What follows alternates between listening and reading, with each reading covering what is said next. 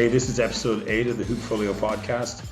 This episode I talked to former and much loved media and communications manager in Basketball Ireland, Mary McGuire, on her time in the role, what she's changed and what she thinks needs to happen next. If you haven't already done so, subscribe to the Hoopfolio YouTube channel to get notified of future episodes, and any feedback is welcome in the comment section. Enjoy.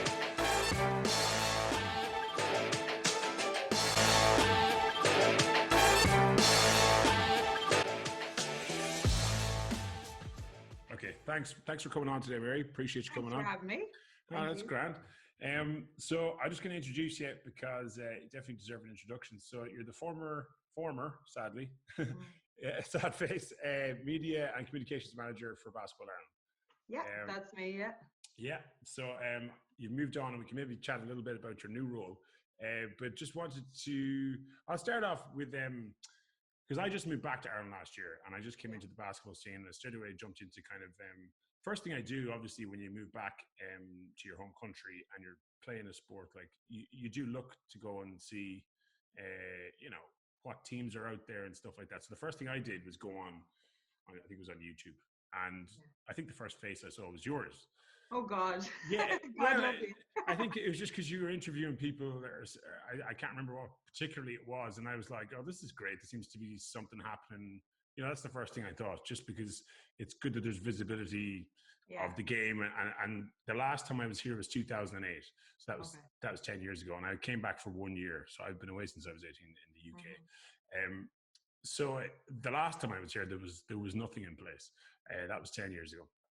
So the fact that there was something in place, I was like, that's really good. And I just saw that you were in a number of the videos. You seem to be doing a lot of the interviews. So I was like, this is great. So I didn't know that you were actually doing all the social media stuff as well. But it was just really, encouraging for me to see that there was something happening in that space. And there's coming back to the sport in Ireland, that there seems to be some engagement. Like, so that was my view, just coming back, like totally naive of what was happening over here and hadn't really been following things abroad. So it was good to see that. And yeah, the two things that struck me about it was, in your interviews, you seemed to have a ridiculous knowledge of the games. You seem to know all about the games, which I thought was incredible, because there's a lot of games happening, both on the men's and women's side. So the fact that you knew about them was incredible. And the other thing was, you seem to have a good passion for basketball and sports, which sometimes when you watch, people interviewing other people, they don't have a lot of knowledge. Actually, they have a surface level knowledge, but you genuinely were watching the games and were really into it, which I thought that was brilliant. And it definitely is encouraging when you're watching it to see that the person who's talking to the players and stuff like that they actually, they actually care about the games, and they're really interested in them, and they have that passion the same way as a player would. So I thought that was incredible. You're making me blush here now, but no, I mean, it's a genuine comment, but yeah, no, I loved it. Like, to be honest with you, it was a dream job for me. I grew up playing basketball. A lot of people probably don't know that, but I grew up playing basketball. I'm from West Meath, so not really recognised as one of the strongholds of basketball in Ireland. Is it Mullingar? Mullingar, yeah. Mullingar, because I'm Longford, so Midlands. Oh, very good. Yeah. Midlands in the house. Midlands representing. Yeah. We used to always play against Longford, actually, the Torpedoes. The Torpedoes. Yeah. That's right. Yeah. So yeah, I've always loved basketball. I was in cup finals in school. I've grown up with it, and I suppose kind of came out of the game a bit myself when I got into college. I think a lot of people seem to be that way, maybe just because obviously you've so many talented people coming into college, and like I just went in and I was like, oh my God, I'm never going to be able to play at this level at all. But and yeah, I came back to it then. I moved away for a long time. I was abroad, much like yourself, but was always keeping an eye kind of on things going home. And then when I got the job, what had happened before that, I've been quite lucky.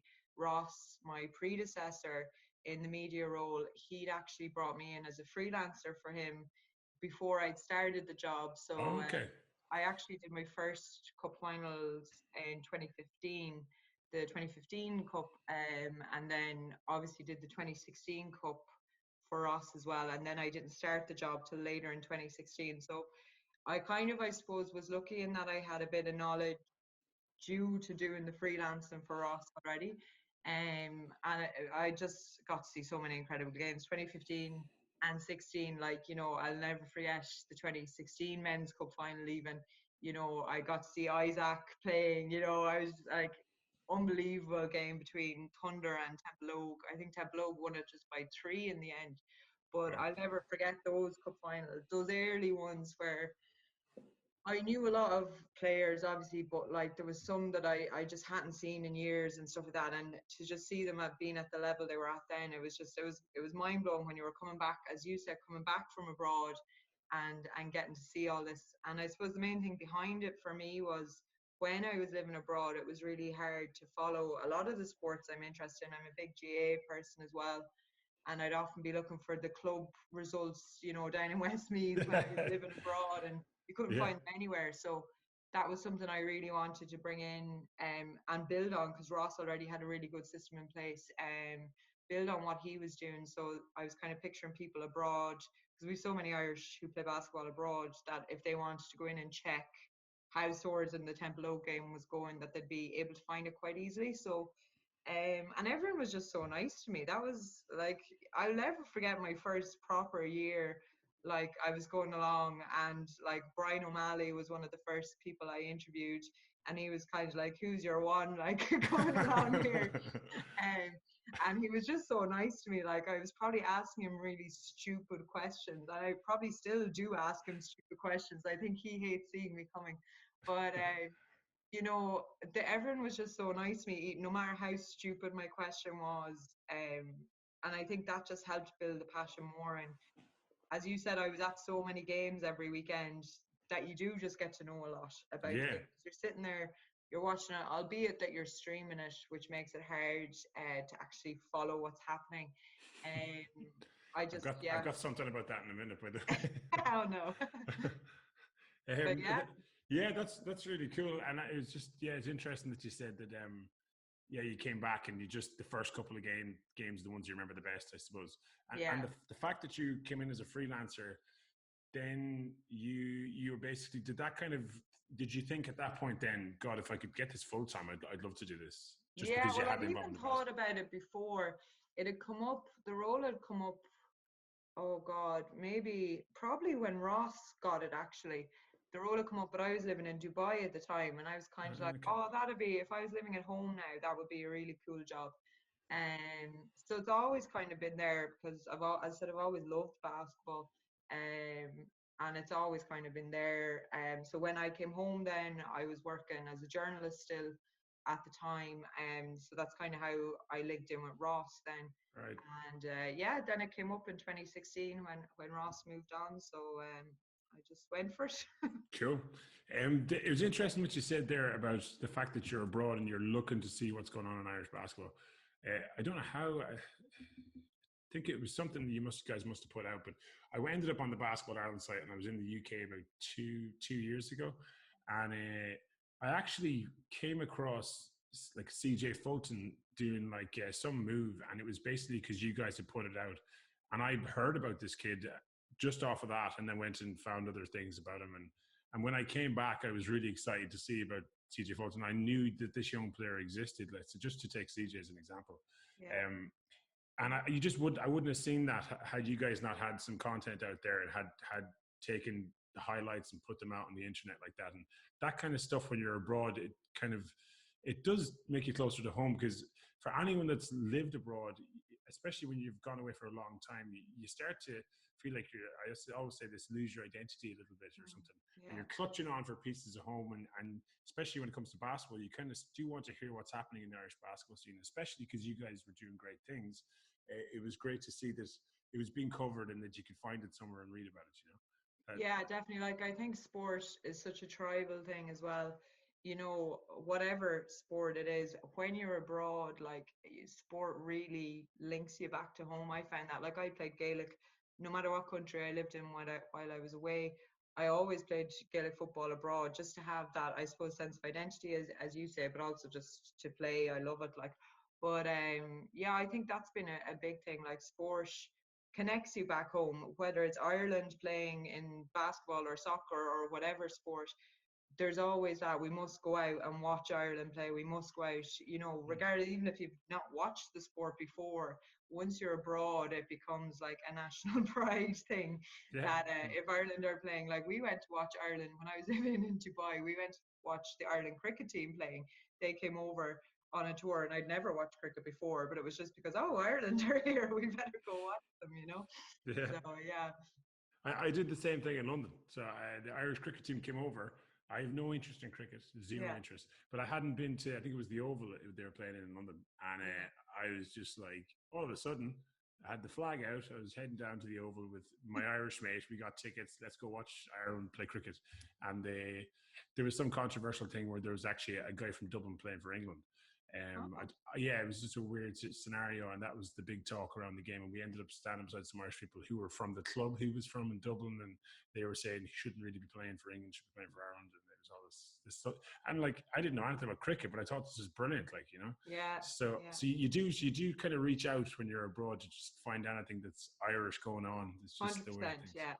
Yeah. So from that perspective, selfishly, when I was abroad, I was really appreciating what you're doing. Yeah, well, CJ is a great example, but like I was really lucky in the job as well, is that I got to go away with a lot of the international teams during the summer, and like CJ, there's a host of them. I'm not starting naming names because I'll be murdered, but like there's a host of players like that might have been on your radar from a national league communications role perspective. But then you go away with the under 16s during the summer, and you're like, Jesus, this kid is amazing. And it becomes like, it goes into your head then, like, okay, soon he's going to be hitting hopefully national league level, and you already have a basis of knowledge around him and see how he's going to perform. And there's a good few girls that way as well. My first trip abroad, I'll never forget, was in 2017 with the under 16s at the time, who were probably under 20s by now, I'd say. But there was so many kids there that I had never seen before. I'd maybe seen one or two of them in under 18 cup finals, but very rare at that age. But and then all of a sudden they explode onto the international scene and have come the whole way up, have played A division basketball for Ireland since that, so it's cool. That's been one of my favorite parts, is watching the kind of growth of kids like that. They're not kids obviously anymore, but when you meet them and they're 15 and they're so shy going away to their first European Championship, and then like 4 years later they're absolutely bossing the Super League. Yeah. I mean, like Belfast, for example, won the Super League, and CJ was a massive part of that. So huge. And if you've probably seen him when you were younger, to think that he's progressed like that and gone on to play in a men's league and be a big part of the reason why they won. So pretty incredible story, actually. I have a lot of friends who might not watch basketball that much, or maybe their extent of basketball knowledge would be kind of NBA level, but like so many of them knew who CJ was, particularly after that schools game where he had like 15 3-pointers, and that was the big one. The world exploded. I'll never forget that game. I was standing, I was just chatting to someone, with some of the Tralee crowd were in. I think they had a game on as well, and I was just standing chatting to one of them, and we were just kind of like shooting the breeze really, and we're like, oh, CJ is playing well, isn't he? Yeah, he's playing well. And then I think by half time he had 11, and we were like, 11, what? It was incredible to watch in real life. It was actually, and the fact that was captured and covered, like, I mean, that would probably be a story that you hear about other players, but then the fact that you caught that on video was incredible. Oh yeah, we were blessed. Yeah, blessed. You know what I mean? Yeah. He did it in a big game too, and the fact that you caught it was really cool. Just even watching, because I saw all these people had tweeted about it then, and and that's the beauty of it, is you get to capture that kind of moment. That's what I think is cool. Okay, no, I've been lucky. Technology has been. Like the advance of technology have just coincided with me working in Basketball Ireland, you know what I mean? Like 2008, I'm sure, as you were talking about the last time you were home, like I'm sure it was a lot harder then to do stuff like that. Like it wasn't as mobile, anything like that. So I've just been really lucky that there's been loads of cool advances in technology, and social media has exploded so much. It just made my life easier. There was a show in 2008. There was two people. Yeah. Do you know? I don't know if that who those two people were. I can't really remember. But I played in the Super League that year. There was two guys, male and female, and they were doing something called, I think it was called Time Out. Yeah, I think it was Shane. It probably would have been Shane Yeah, and Elaine, maybe, who would have been in the role. I'm not sure if they were there in 2008, but I'd say it would have been around then. yeah, and it seemed like they were at the beginnings of something. I don't think they whatever, Yeah. like they were kind of, they were thinking this is probably something we should do, and people did pick up on it and say like, oh, this is a good idea. Like they're starting to talk about the game, cover the game. That's Yeah. it seemed to have the ball rolling a little bit, but when I came back, it was just there was a lot Yeah. more behind it. You know what I mean? But again, like even when I was looking back through stuff, like the stuff that they had done back around that time was already way ahead of what every other governing body, and particularly smaller governing body, was doing. So like they were ahead of the curve in a lot of ways in what they were doing, and probably don't get enough recognition for it now. I know like everyone's like, oh sure, Mary did a great job with all the streaming, but really they laid the foundations for that. And the fact that Bernard as well is so pro like new ideas and Okay. streaming, and he's really into like innovative ideas and promoting the game. And I think they really laid the foundations for what everyone who came after, like Keen Niall did a great job in there. Ross, I'm probably forgetting somebody in the middle of it all as well, which isn't intentional, but it was all a building thing. Like as I said, I just got lucky in the fact that when I got into the role, technology was in a place where it could be a lot more mobile friendly. But Right. they had already done the groundwork, and probably just there weren't as many platforms. That's all, really. Yeah, it is that bit of it's it's the actual, I suppose, the capturing part, and then there's the promotion part, and that promotion part happens on social media, and that's the bit that's into, and the engagement with the community. Yeah. It seems to be what's happened and done really well. That seems to be the kind of thing that's taken off. Yeah. I was going to say I have a load of questions here, and Oh no. they're really easy Okay. questions, and some of them are quite quick fire. Okay. Yeah, you kind of explained how you came about the role, so I'd probably just cover that one. Yeah. Yeah, I kind of put down the. We can talk a little bit later about the kind of three: Facebook, IG, and Twitter. Okay. The holy trinity of social media. Yeah. A bunch of these questions came from Darren. I told him you were coming on, and he just fired. Oh no. This is Darren McGuire, my coach in the Super League. Yeah, and he's number one fan there. Yeah, no, Darren's been great. Watching the ANA journey the last couple of years has been really cool as well. Yeah, he's done a great job. Yeah. So I'll start off with these. He came up with some brilliant questions, and I just thought I'd definitely ask some of these. So I'm gonna go through them there. It's quite quick ones. So you kind of covered this. So 4 years basketball was non-existent in social media. What needed to be done to change this? It's quite a general one, that one. That's a bit of a bigger question, but. Well, again, I think, as I said, I think Ross had done a really good job on social media, and like I learned a lot from Ross as well when I came in on that freelance base for him. And I was working with an online journalism platform as well, which was a huge training ground for me for social media. So when I came in, I suppose the only difference was that Ross and basketball hadn't been Facebook Live hadn't been used that much. So that became a thing for me. I'd moved over at that stage. I'd worked in Paralympics Ireland and got to go to Rio and all that cool stuff. And Facebook Live was a huge part of that. So right. so yeah, that's kind of what I decided. I came in, I was like, right, Facebook Live is going to become a thing for me now. And the other thing that Ross had kind of like drilled into me was like, it's so important to get out and meet the teams and meet the clubs and like let them know who you are. So my whole first season was literally doing that. And I think by doing that and by getting everyone to kind of, because everywhere I went, everyone was like, are you the new Ross? And so I remember, I'd say it went on for about 6 months. And I was like, oh, I need to get around everybody. So like my first 6 months, I got to every club's home venue in the National League. I went to everybody. Wow. And then after that, we were kind of towards the business end of the season. So then I could go to the top of the table clashes and all that jazz.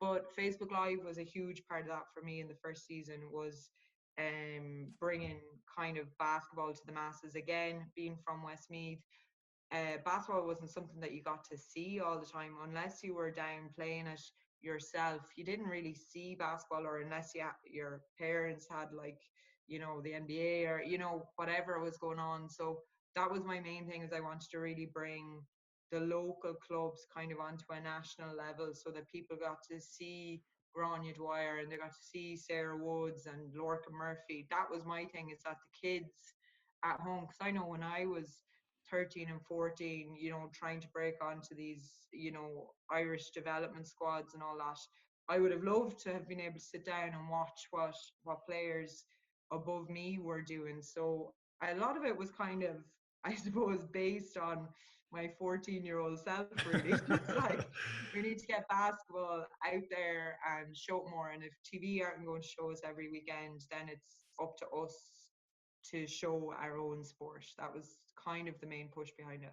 That's brilliant. And actually, you just made me go back to, because I started thinking when you were talking, I was like, when I was a younger kid, there was a guy called Trevor Smullen. Yeah, you might not remember him back in the day, but he was a fantastic player from our town. But he played, I think, in Belfast Star for quite a few years. And I've talked to coaches since, and he's an absolute legend up there. But I would have loved to have seen those games. Really would have. I'd love if somebody could find them and go and watch them. You know? Yeah. But that just opportunity wasn't there. And, you know, there was another, the guy who runs the club, Mick Murphy, his son, Mick Jr., used to play in Sligo. But of course, the games were all in Sligo. And at the time, you know, you couldn't get to the games, but really wanted to watch them because we knew that it was Mick's son. So it just wasn't available. So that the fact that you know, it seems really obvious, but actually, until you just said it there and kind of stated it really explicitly, it wasn't being done, and it wasn't thought to have been done. And again, maybe there wasn't a mechanism for it. Yeah, but that's a lot of it as well. Yeah, there wasn't a mechanism for it, particularly when I was growing up. It just wasn't there. You know, like social media as it exists now wasn't even thought of. You know, when I was playing in Mullingar, like, and that was a lot of it. Really was just, you know, and as well, the more you started working with the underage crew as well, the more that you kind of saw it being paid off, because they were like, oh, were you at that Glanmire game last weekend? Jesus, did you see Casey Grace doing that, you know, reverse whatever? And you're just like, oh, it's really cool that you're watching that, you know, like it gets you excited. It's awesome. Like, yeah. I thought that was brilliant. Yeah. So definitely the right move there with Facebook Live. And it's interesting that you learned from the Paralympics. Yeah. That's so brilliant that you learn from that experience to bring that back and say that I know this works, and I know that a lot of people engage this, so I can definitely repeat that. Yeah. That's excellent. Cool. Okay, next question. So this is a good one. So covering the cup weekends, this is a great question from Darren. What was it really like for you? It looks fun, but tell us like some of the horror stories. Like, do you have anything something went really wrong and it was just terrible? Oh, the cup. The cup is a monster on its own, like, really. And you know, at this stage, I'd like to think I don't get stressed about it anymore. I know my first year of doing it on my own, as in not working for Ross. I was stressed like, just thinking about it. I was so worried because Ross, before, I had been like reporting into Ross, really, you know what I mean? And then all of a sudden he's gone, and I'm just like, oh my God, a whole TV crew arriving, of everything happening. So the cup semi-finals are really good for that, because the cup semi-finals are crazy as well, but they're not, from an operational point of view, they're not as crazy as the final. So getting to Cork my first weekend, myself doing it, was a huge thing for me, kind of figuring out, can I manage to commentate on a game, write the recap at the end of the game, and, you know, do everything else at the same time?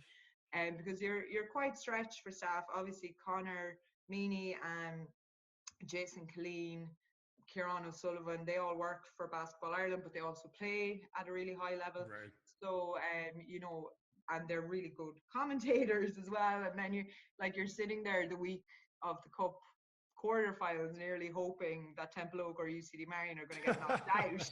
Because you're like, because then I'll have a commentator. I never thought about that. Yeah. Because You're you've got kind one of less like, staff member if yeah, either of those guys. And I'm sure there was a cup final there with Connor and Jason. I watched it the other night. yeah, against each other. Yeah, a very close Yeah. game. That Connor played really well, but then they just lost it at the end. Yeah. Temple Oak seems to have got everybody's number in the cup final. I know. They really have. Yeah. Sorry to remind you of that one. Yeah, that's all right. Yeah, the cup final, my first, as I said, my first one on my own, I'm probably the most famous for in the office, because what happened was TG Cart, like you're wearing a headset thing or an earpiece, and you've got orders coming in from the TV truck, you know. Oh. Particularly at the end of the game, you know, they'd be like, Mary, go find the head coach, go find the MVP, we need them live on the interview. So you run around the place and like you're feeling really bad because, like, you know, say like with Liffey Celtics 2 years ago when they'd won their first ever cup, and you're like getting Alva O'Connor away from all the celebrations, and like you've to come to the TV now, you know, you don't worry about winning your first cup, you have to come like, so like you're trying to drag a player or a coach who just won usually a really intense cup final, and you're trying to drag them away And to ask them. TV. So what happened in 2017 was I had brought whoever, I can't remember which team it was, I brought whoever the coach was across, and I was standing there kind of while he was being interviewed. I was standing there, you know, waiting for my next instruction, like did they have time for the MVP kind of thing. And the guy behind the camera, like he was kind of directly in front of me, and he was kind of like to me, and I was like, what is he saying? And he was like, that's all I could see, like it was so loud, and I kind of like put my head Right, okay. I put my head out like this and was like, what? But what I didn't realize was the camera he was controlling was actually the one that was live. So I was live on television going, and of course it was recorded, it was put out on Twitter. I was like, my oh. God. So Oh, yeah, really? we still laugh about it. Louise did a slideshow for me when I was leaving last week, and the picture of me going on live TV. But yeah, the cup is a mixture of extreme high stress. Niall McDermott will tell you this because I lost the head at him one year. I was like, or whatever it was. And he's always like, stress Mary is who you meet at the cup. But it's a mixture of absolute stress, but absolute highs as well, because, you know, everyone in work, they just all work so well together as a team. And like Louise is a genius at running events, and, you know, everything, they've done it so often now that there's obviously stuff that has gone wrong that you can't control, but it's just so much fun to work at. Like the atmosphere is incredible. Like for your game this year, like that atmosphere in the It's arena, crazy, yeah. like wow, like normally you get it at schools games a lot because they bring busloads of fans, Oh, and that's you're right, there yeah. at the schools games and it's like pumping. But the Aina Temple Oak game this year, like that was one of my highlights by far. Just even before the ball was thrown in, like it was just like, this is incredible. It brought me back to like the under 18 Europeans, like when the place was just, it was Jammed. deafening. Yeah, Yeah. that was really cool. So Yeah, I haven't really answered that question, but yeah, it is stressful. But it's stressful. No, that but was great. it's great. You did the that was hilarious with the Oh. that you were like barking at the guy like, what are you saying? And the camera was rolling. Live Brilliant. on TV, yeah. Oh, it's awful, and like we still, Louise has kept the clip of it. I'd say it's in her favorites folder, and she'll just like bang it out every so often, and it's just like, oh. Yeah, I mean, like not much you can do. It's live TV, or you know what I mean. It was interesting what you said about the fans actually this year. They were very good actually. They were very loud. Yeah. The Aina fans are incredible, and the Temple Oak ones are pretty noisy as well. Yeah. Yeah. The games between the two this year though have been like that. I kind of was expecting the arena to be pretty loud, because I remember being in Temple Oak's new gym down in Leopardstown for the first game in the regular season, and like it was absolutely rocking. There was so many Aina fans there. Yeah. But Temple Oak are always loud wherever they go, and it was just really nice to hear, because normally in Tralee, all right, they get like drowned out in Tralee, and so they match Tralee usually as well. But then it was really cool to see it in Dublin happening. That local rivalry was coming in, and the fans were really getting involved. And the fans that Aina have got this year to all their games, it's been unbelievable. The semi-final was incredible. Like they all traveled down, and like even to some of our away games, they'd turn up, and it really actually encouraged, as a player, it just spurs you on even more because they're coming to sports. So yeah, it was really cool. Okay, next one. This has got a load here. So this is probably a really tough one because you don't really want to be like favoritism here. So, favorite male or female? This is classic Darren here, just straight to the point. So, favorite male, female player over your time in BA, and he said no staff allowed. You're not allowed to pick staff. Damn it! I was like, I can't pick Connor and Jason because that would get me out of a hole. You see, I didn't even think of that. And then rules out Niall obviously as well, with his trying to pretend he can shoot 3-pointers. But I don't know is the question to that. Like, it depends. Like, even if people have often asked me, like, who would you pick? Who's your starting five? If you were to pick the senior men's Irish team tomorrow, who's your starting five? And you're just like, because there's so many kids who are playing abroad as well, that I've seen them in Irish jerseys, but not necessarily at National League level, because they've been abroad since I've been working. So I don't know, like Isaac Westbrooks, as you've probably noticed, has been like one, because I used to play point guard. I used to attempt to be a point guard. So point guards always stand out for me, like just from a personal point of view. So I remember just watching, and as I said, it was that Swords Temple game in 2016. Watching Isaac that day, I was just like, whoa, like his passing, everything. And I went out to a lot of Swords games over the years, and they had the Spaniard a few years ago as well, Jose Maria Gilnarbon. I'll never forget his name. He was about 6'6" or 6'7", and himself and Isaac together were just ridiculous. Just watching them was incredible. It was crazy. But I've loads, like I've loved watching so many, like Mike Garrow. I could probably pick a few off every team, like Mike Garrow in UCD. I love watching Owen Quigley down in Tralee. He's just like incredible to watch, especially in the last 2 years.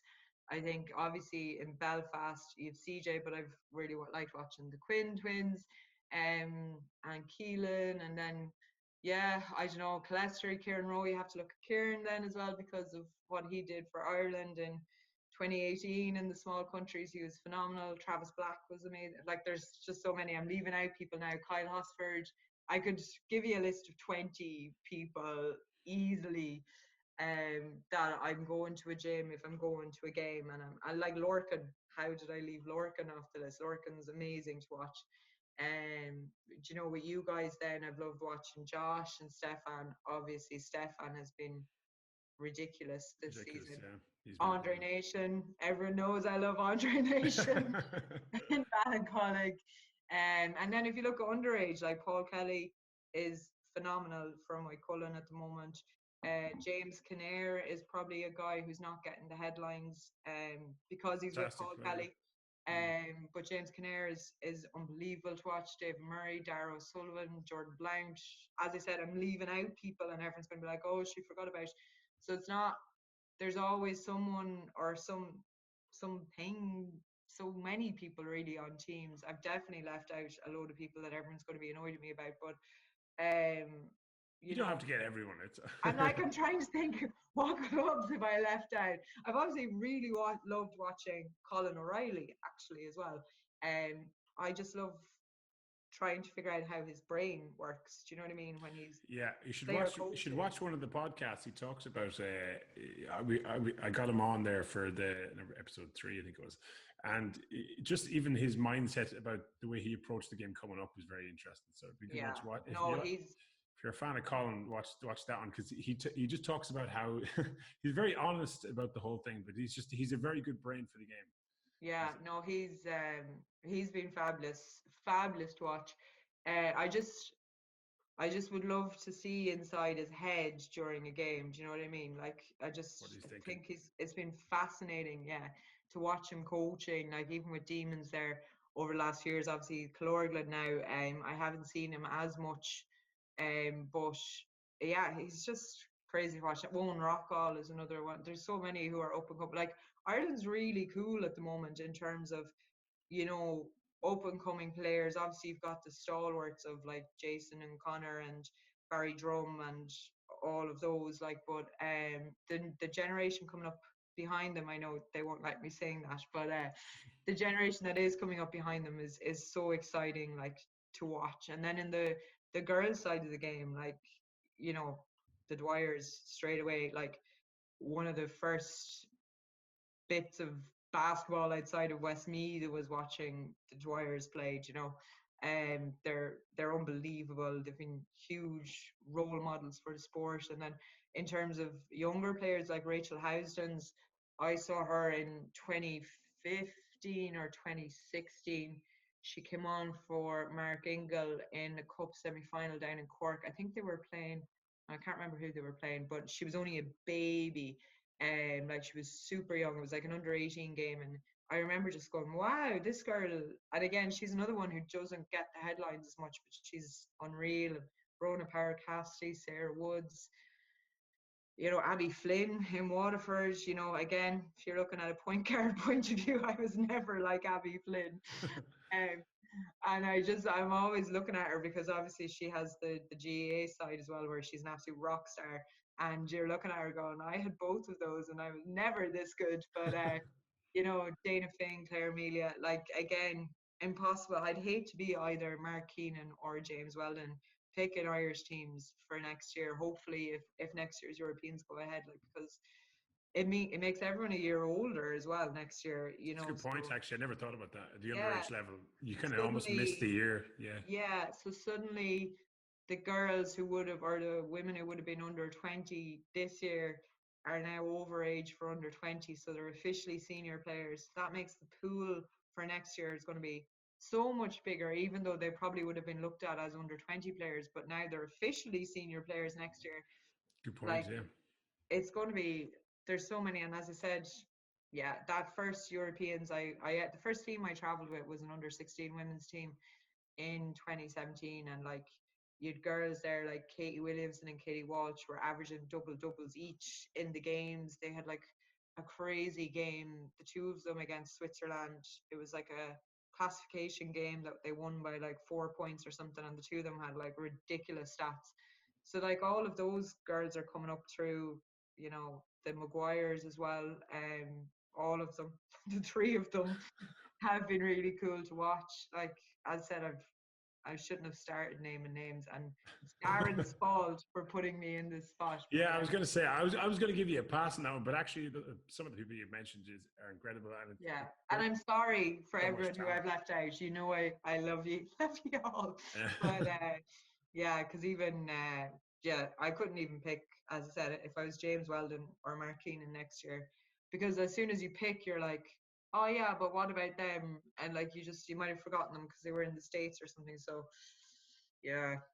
Yeah, it's great. And when I hear it, again, just having come back into the scene myself, when I hear about a player, and I'm constantly hearing about even guys on my team just talking about different players, like male players, female players, I can just quickly go online and look. And I have been doing that. You know, I've been seeing these young players coming up. And as a person who's at the end of their career, it's great to be able to see the young players coming up. So it's great that there's streams there. I can watch full games of like the national teams underage and just be like, okay, wow, that girl's really good. And I can just go find stuff there that from those games that, you know, potentially 10 years ago, just wouldn't have been able to find that. It just wasn't. Yeah, FIBA have been amazing for that. Like Debbie Ogiemi in Waterford as well. She's another name you need to watch. Herself and Abby Flynn together.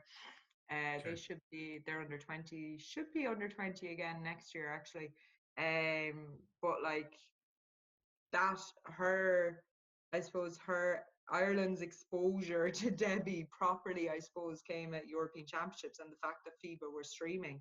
So by the time the Super League season started in September, suddenly everyone was like, oh Jesus, this girl's come up in Super League. She absolutely killed it with Wildcats this year as well.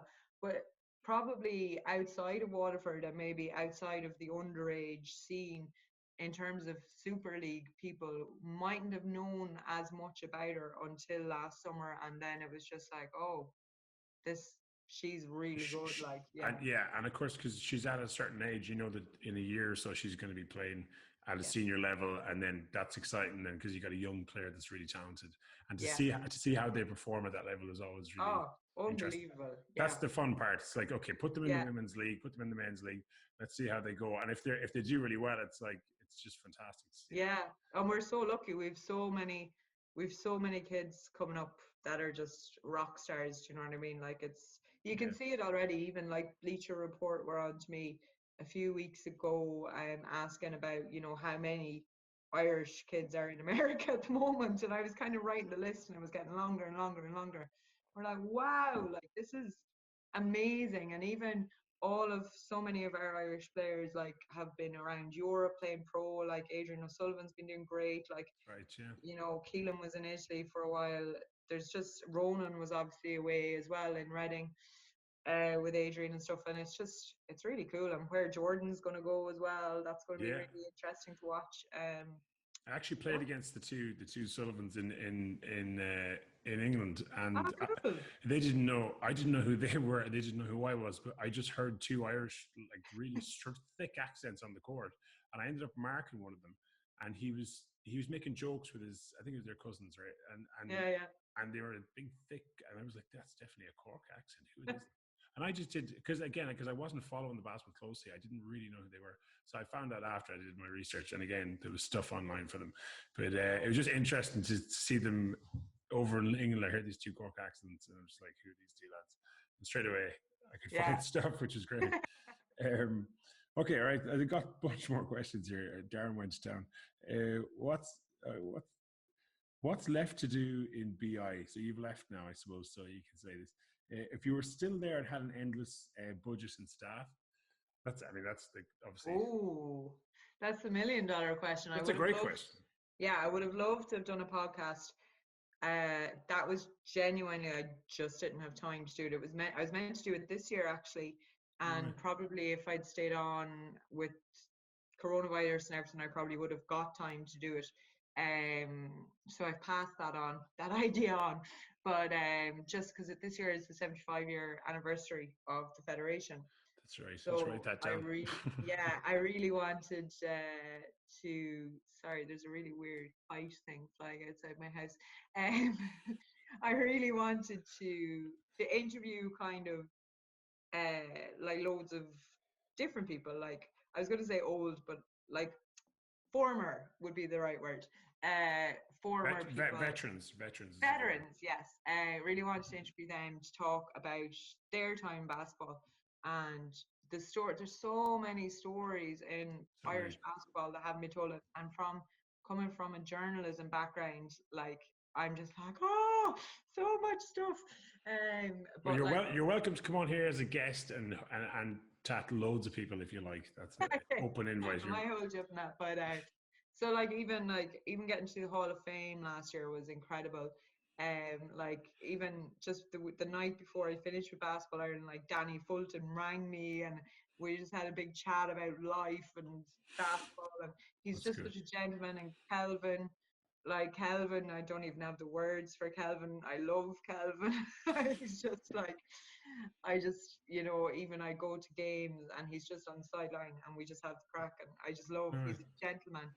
And he always said, like, I did a quiz during the first week or so of lockdown, and he emailed me saying that was great fun, thank you. And he's just such a sweetie. But like talking to all of those legends has been amazing. And I was really lucky this year that for the Hall of Fame I got to do all my interviews, nearly all of them. I've one left to do for Noel Keating. But I got to do all of this year's inductee interviews as well, and got to meet Tom Wilkinson, who I'd heard so much about, but obviously never had seen play or anything like that. And he was just a gentleman. And Caroline Ford, like one of the big legends of women's basketball, and Michelle Aspel, and obviously Susan Moran last year. So there's stuff like that. Susan Moran won alright, actually, yeah. Especially coming from McGuire, like she's only over the road in Tullamore, like so. There was a lot of Midlands pride there, but Um, but yeah, there's so many stories. I've been really lucky, as I said, that I've been given so many opportunities over the years. But I think if I had, as you say, an endless budget and endless everything, and I'd probably try and get, if I had an endless budget, I'd have basketball on TV every week. Do you know what I mean? Yeah. I'd pick a men's fixture and a women's fixture every weekend, and I'd have them on TV every week. But obviously, that's crazy money as well. But do you know, that's where the streaming side of things had to kind of come in as well. Do you know? But Well, if you think about it, I suppose like terrestrial TV, or I don't know if that's the right word for it, but versus like everyone's attention is on their phones most of the time anyway now. yeah, So really, like, arguably sticking on RT, it might not even get as good a viewership as. yeah, maybe, yeah, true. I Because don't know. people I are don't sitting know. on their phones, yeah. Yeah, I don't know that, but I just Yeah, well, that would be what either way, some form of like if it was going to remain on our platforms, then I'd like buy a load of cameras, pay a load of cameramen, and have like a 6 camera stream every week. Do you know what I mean? Yeah, With the scoreboard in like big bold letters. yeah. Okay, I got to jump to that actually, because this is a point that came up. And actually, I did a little test before you came on, and it was just to see how responsive social media communities can be. So I decided to tweet out 30 minutes before, very late. So we might not get many responses because it was very late. But just to see how that's the kind of legacy you've left in a way. Like, you can just tweet out something and you can just get a response. And the first thing that came up for you was, what's the score? And it was funny because I got, as soon as I tweeted, Darren was on a cycle and he just must have stopped and got off his bike, and he said, make sure you bring up the what's the score, because he said for the last 4 years it was like the bane of your streaming Basketball Ireland media and communications life. That's what he said. What was it? What was all that about? Because I can kind of guess, but like, was it that bad, or is it? Oh yes, yeah. And I don't know how much of it was just people out to annoy me as well, which was probably a lot of it. But because obviously now this year, has it only been 1 year?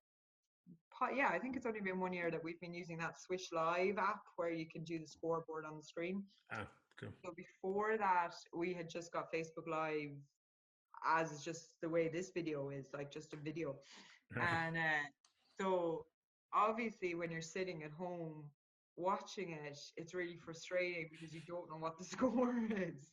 Yeah. And I have been in that situation because I was doing my master's last year, and I was studying for an exam or something, and I had somebody covering me for that weekend, and it was a huge game. It was McGuire against DCU Mercy in Cork, and who I can't remember who was streaming it for me. I won't name names, but they were streaming it, and I was literally meant to be studying, and I was like, "What is the score?" You do. So I ended up texting them, going, "Can you please update the score every 2 minutes?" But so it's really hard because when you're streaming, like, I don't know where my phone is now, but like, oh yeah, there. So like when you're streaming, like your phone's not that big. That obviously looks huge next to the cover, but like when you're streaming, like, and you're trying to type on the screen, it's really difficult. So I actually had 2 phones.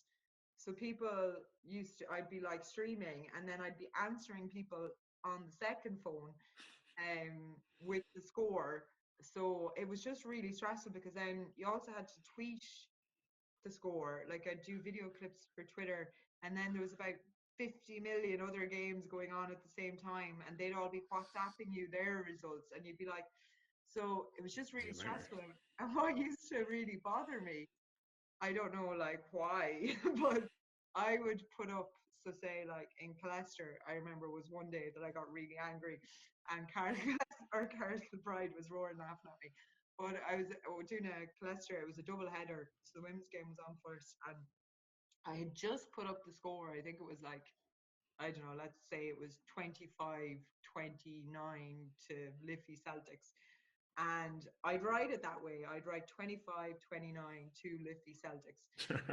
And the next comment, like 2 seconds later was, what's the score now? And nothing happened on the screen. Nothing had happened. Like, I was like, are they seeing it? Like, I was like, no. So I was like, really Ignored it, basically. no, You're I like, was really polite. I was like, oh, nothing, score is still the same. And then like it'd be like, what's the score now? What's the score now? What's the score now? And I'm like, but it's in the comments. So then I think everyone, after about a year of that, I think everyone just started to realize that it was funny. That I okay. So then they're winding you up, going, "What's So the then score?" they were winding me up. Like I'd have Emmett Ryan from Ball in Europe. He would be at the game watching me stream, and he would put in the comments, "What's the score?" Oh, that's I was brilliant. like, "Emmett, stop it!" So, but yeah, Because everyone thought it was that was the hilarious. first person that replied, Yes, what's yes, the score?" I thought it was brilliant. I yeah. didn't know that So he was like actually at the game, just doing that to wind you up. That's yeah, hilarious. and like I apologize to people as well because I have been there, as I said, for that Glanmire DC Mercy game.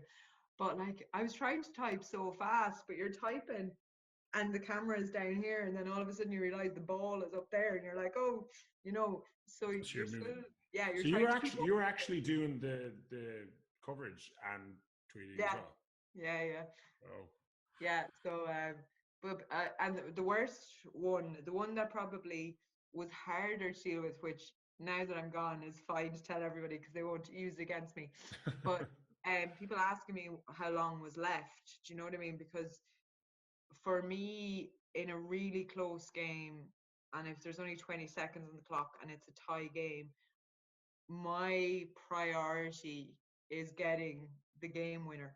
Do you know what I mean? From okay. a Basketball Ireland point of view, I want to have the clip that says, oh my God, Mark just hit a three to win the game, or whatever it is. So I'd have this second phone. So I'm streaming here on this one, and I have the second phone ready. And I'm literally following the full last 20 seconds of the game, even when it's free throws or whatever, just so I have that clip. Clip. And even though it's on the stream, it would just take ages to go and clip it and everything. So that's what the second phone was for. But and then people will be asking you how long is left, and you're like, obviously it's really important for them to know how long is left. So I'd be trying to like zoom into the scoreboard and everything. All right. But Okay. but a lot of gyms, their scoreboards didn't translate onto It was video. like It would like pixelated or flash. something. Yeah. Okay. So yeah, I'm sorry to all the people who I didn't tell what the time was. I was just like, lads, there's only 20 seconds left. Leave me alone. It's a weird phenomenon because I watched one of our games at the end of the season and I was injured and it looked like it was really close, and I don't know, you probably weren't there for this one, but it just didn't say the score, and then I did start eventually going, what's the score? And somebody was putting it up. I think there was somebody else that was, and then I was Yeah. going checking on Twitter, and then that was actually updated on Twitter as well. So then I was Yeah. like, okay, great. But it's one of those things. If you're watching it, you're like, so as soon as you start watching it, you're like, oh, what's the score? The first thing you think is like, Yeah, what's the score? 100%. Oh, 100%. Like even I was watching the esports final last night. That's how much I'm missing live sport. I was watching Basketball Oh Ireland yeah, that's right. esports, and also I was just like interested to see it was on Twitch, and but I was like for ages because I was really fascinated watching him, do everything kind of behind the scenes. I was really like, oh look at how well he's doing that. That I actually didn't clock where the scoreboard was for ages. I was so tired. And I was like, hey, what's the score? And then it was very obviously down in the bottom right hand corner. All right, you But weren't used to it being there, I suppose. yeah, but no, it is 100%. It is the main question, especially if you don't watch a game start, which a lot of people don't in terms of Basketball Ireland streams, because they'll just see it popping up. That's right. And it could be middle of the first quarter at that stage. So that's why Swish Live has been like a lifesaver for me. Like it's just to have the scoreboard on the screen. And people still ask me what the score is. But I think that could be a bit of, just annoying me. Yeah. So, but Swish Live has been my lifesaver, and just the clock wouldn't work properly for me this year. So that's all I had to deal with was how long is left. So that was fine. That's cool. That's, I mean, like, it's a great thing to, it's a great thing to add because, like, you're just going to get harassed otherwise if you don't have something there, you know. Grand, right. Favorite. Okay, I'll try and combine these two because you have to. So I have so many questions here. It's unbelievable, actually. What was your favorite gym to stream in? Oh, Does well, that, like, make sense? Was there a favorite gym to stream in fairness, when I pick a favorite gym to stream in, it is because the Wi-Fi or the view is really good. in? I know Right. that Darren is like, "What's your favorite gym?" As in, that will mean it's your favorite team. But realistically, for me, driving the country at the weekend, the favorite gym is the one that I don't have to stress about a stream dropping. And Good point. we have a lot of gyms in Ireland who don't like the three mobile network, which is what I was on. Is it kind of So like the West generally? I don't no, want a lot in to pick on the Dublin. A West. Oh, a lot lot in in Dublin. Dublin. Yeah, a Okay. lot in Dublin. Like Temple Oaks old gym in Oblates used to make me cry. Like I used to just be like, somebody, like I remember I was only talking to Oisin Langan about this the other day, like how I had him for commentary for Tralee against Temple Oak, huge game, like enormous game, and the stream just kept dropping. Oh, jeez. Yeah, and it's so I So kind of stressful. know what you mean. Yeah, because especially when you've kind of said the game's on, and Yeah, people are now on, watching like there's yeah, whatever 500 or 1,000, and then all of a sudden the streams drop, and then people are like, "What's going on?" And you're just like, yeah.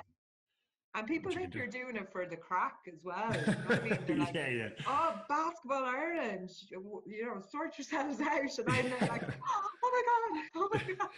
And it's kind of out, your hands are tied, or like, there's nothing you Yeah, can do about it because the, mm, the Wi-Fi in the router, wherever it is just yeah, great. yeah, 100%. So therefore, like, that's literally how I'd pick a favorite gym. It's That's not, that's fair. I think that's fair. yeah, nothing to do with nothing to Clubs. do with the team. It's literally the gym that I can stream out of without having to even think. Like if I can just stand there and do this and use my other phone to tweet about all the other games going on without having to worry, it's my favorite That's gym. my favorite gym. So Yeah. it's purely dependent on their internet service provider. Yeah, pretty much. Yeah. um, okay, I like that answer. It's a good answer. There you go, Darren. So this is a really good one. What do you think clubs can do to up their SM game? And by SM, for anyone that's watching that doesn't understand it, it's social media game. Just like, have you thought, oh, this club's doing it really well, and that's the other question: is which club do you think has the best online presence? Ooh. Ooh. This is a worse question than picking your favorite player now because the online presence is a very competitive field, which was shown when I was leaving as well. They were trying to outdo themselves with picture collages of me. But that's good though, because I really like that. Because like you can see there's almost like a competitive element coming into that, which is Yeah, exactly what you want, though, right? yeah. So a lot of the clubs do an amazing job and have really improved since I started, and it's nothing to do with me, as in I've just noticed an improvement in the 4 years that I was there. There's a really good, I hate the word, but there's really good banter um on social media between a lot of the men's Super League clubs in particular. Like Colester are real sarky, like sarcastic, like Yeah. and Vincent's would be another really good one. You see Marion, Temple Oak. They have this kind of uh, really good conversation that they get under. And Swords used to be in with that as well. There used to be all these jokes about Thunder over Colester and all this stuff. So there's been a good, as I said, for want of a better word, banter between them. And I love gifts as well. So that's been my main thing, is just I talk to people in gifts from Basketball Ireland a lot of the time. So but yeah, I think, as I said, the clubs have really improved. There's really been a push behind streaming as well. Like I remember when I first came in and wanted to stream, like there was kind of a wariness that it would take away from the paying public. that people wouldn't bother coming to the game, that they'd just stay at home, which I found hasn't happened at all. Do you know? If you want to go to the game, like Yeah, just trying to think in my head, if I wanted to go to the game, I go to the game. You use yeah, and it. like, Streaming is the alternative if you can't go, yeah, right? yeah, and like as a fan for me as well, like I would much sooner be at a game than like if I can physically go to a game, I'm not going to pick a stream over it, because then you'll just have to keep asking someone what the score is. And you can't get to see you don't get to see the, yeah, exactly right. And then you don't get to see the players, you know, like Yeah, live. It's not as good. yeah. Like No, 100%, no, not at all. So that would be the next step, would be to kind of get streaming across all clubs. I think, especially at National League level, we've really increased at that, which has been a great help to me, because it used to be that Basketball Ireland was the only one who was streaming at weekends, whereas now, like, I could be streaming in Templeogue, let's say, and then I can share across like a Liffey Celtic stream, a Wildcat stream, a Tralee, Leicester, whoever. So that's been a really big help for me. And it's really cool as well, because like usually if I finish in Leicester, say, earlier, I usually sit in the car like a loser and watch the end of the Tralee game or something. That's usually what I'm doing. Like I usually will finish whatever game I'm at, and if there's still a game on, I will that's actually right. sit in the car and watch it before I drive home. Unreal. But especially as you come after Christmas and it gets really competitive as It's well. So close, yeah. yeah. But yeah, that would be the next thing. And I think just to keep people updated on their results and stuff as well. Like, again, that's been really helpful for me when clubs have been tweeting, because then I don't have to type out end of quarter one, Aina, whatever, Calorglan, whatever. I just retweet Aina, you know what I mean? So Right, right. that's been a really helpful thing for me as well. And it keeps, because there's people who probably follow Aina who don't follow Basketball Ireland. They follow Aina because they might have played, Division 3 basketball there for a few years and then have gone off since, and they just still follow Aina. So I think keeping your own platforms updated is really important, so that people will want to come to your match. Like Yeah. if they see Aina coming up constantly and they're like, Jesus, Aina are doing really well, they're winning loads of games, I might bring my kids down to that game this weekend. You know what I mean? Mm. That's how it all starts, sure, isn't it? Yeah, Get people get the interested. numbers up. Yeah, Yeah, absolutely. And I noticed that too. There was times when like Basketball Ireland were streaming it, and then we go to certain clubs and they'd be like, "Oh no, the club's streaming it, so you can go onto their Facebook page." And the reason I'm just aware of it is because my brother might ask me, "I want to watch the game." He couldn't get to all the games with his kids, yeah, or my mum would want to watch it, and yeah, you know what I mean. So I had to know who was streaming it then, and I'd find out. I'd be like, "Oh, they're actually streaming it on their Facebook page." yeah, And they would tweet out the scores, so I'd let them know that you could check Twitter as well. And yeah. then it just becomes a lot easier if every club's taking individual responsibility instead of Basketball Ireland then having to kind of do it Yeah. all. Yeah, Well, I love doing it obviously as well, but like I love what I find good about it as well is that we obviously have a big enough following on social media. So like if we can share the club stuff, that will hopefully drive followers to the club page.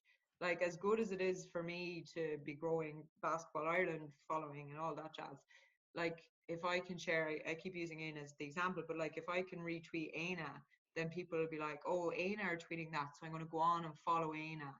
Um, so so you can keep that up to date with how they're doing because yeah, and they're doing it well. also and it'll build the club's own following as well, because we're obviously retweeting it to a bigger audience um straight away. So I think The why not? visibility is there. Yeah, But no, again, that's good. it's volunteers though as well. Like, and that's what you have to remember: is clubs are all volunteers. Like, people have often said to me, "Oh, you're asking us to do a lot, and we're a volunteer." And like, I know that. Like, I've been a volunteer for years for football and for basketball. Like, I ran the basketball club down in Mullingar Dragons. I ran that with like two other lads, like, and I know exactly what has to go in behind it, collecting the money, doing everything, insurance, all of it. And then you're also trying to be the PRO, you're trying to be the secretary. So The I know last the thing. pain of it. Do you know what I mean? So and I know I'm asking a lot of people when they're already doing so many amazing things for basketball behind the scenes, and then sure the media woman from basketball comes down now and tells us we have to stream. So I know it can be frustrating, but like it's worth it. It really is worth it. Like Yeah, I agree. I totally agree with you. Like, it means that a lot of people can connect, even locally, if they're not able to get to the games, and they can yeah, watch a game, and they can, yeah, if they go on Twitter, then they can see the scores. So it just people can keep up with stuff, especially if they're not able to make it, which yeah. people are busy, and it creates a following, and then you can see the scores and you get the updates, and then you're like, I'm going to go down to the next game. Like that looks like they're doing well. Yeah, exactly. Because that's how a lot of following starts. Like, do you know what I mean? I've had friends of mine who'd never seen basketball before, and we put out a tweet with Lorcan Murphy doing this ridiculous dunk. I think it was, what year was that? I think it was 2016 actually. Like a ridiculous dunk. Like, and one of my friends saw it and was like, "Who's that fella?" And I was like, "Oh, he plays with Temple Oak." I think they were playing in the Cup semi-final or something. Um, a few days or a few weeks later or something, and she ended up coming to Cork to watch him. Do you know All what I right. mean? And all from that, because I think I shared it onto my Facebook page or something as well. But all from one clip, because she was like, "He looks class. Like, how is he doing that? Where is he from? Who is he?" And straight away, Temple Oak suddenly had a new fan. Like, you know what I mean? Mm. So Yeah, like, and I suppose Lorcan's got the athleticism, and it kind of it's as a spectacle. ah, It's going to draw more people in, like, you know, yeah, to see 100%. even young players like that who are kind of exciting to watch. Yeah, That's it. definitely. Yeah, he's been thrilling to watch, as I was gonna say, even in the cup final this year. He was good. No, he was good. Like, he didn't get any Yeah. dunks. He didn't get any dunks. Maybe we should let him get a few dunks for the for the social media. Yeah. Yeah. um, but no, he was very good. Like, first half, he was Yeah. stunning. First half was explosive. Yeah. He was very good.